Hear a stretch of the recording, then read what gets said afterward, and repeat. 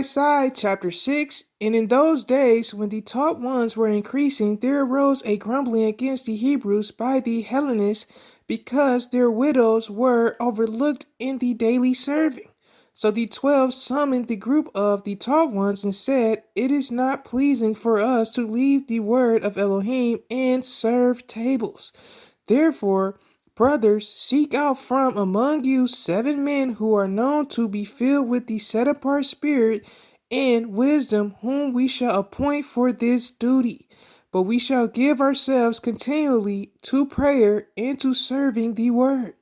And the word pleased the entire group, and they chose Stephanos, a man filled with belief in the set apart spirit, and Philip, and Prochoros, and Nicanor, and Timon, and Parmenius, and Nicolaos, a convert from Antioch, whom they set before the emissaries.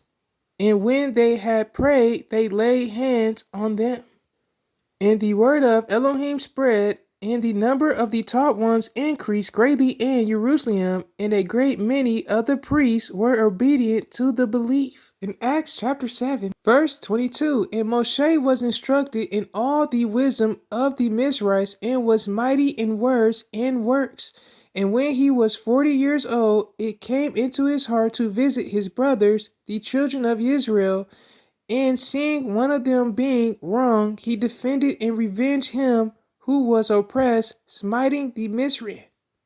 And he thought that his brothers would have understood that Elohim would give deliverance to them by his hand, but they did not understand. In verse 57, and crying out with a loud voice, they stopped their ears and rushed upon him with one mind, and threw him out of the city and stoned him. And the witnesses laid down their garments at the feet of a young man named Shaul. And they were stoning Stephanos as he was calling and saying, "Master, at the name of the Son of God," Hebrew translation, "receive my spirit." And kneeling down, he cried out with a loud voice, "Master, do not hold this sin against them."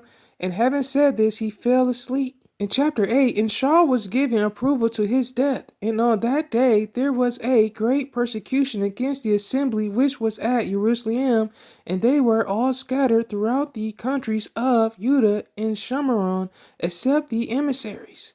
And dedicated men buried Stephanos, and made great lamentation over him.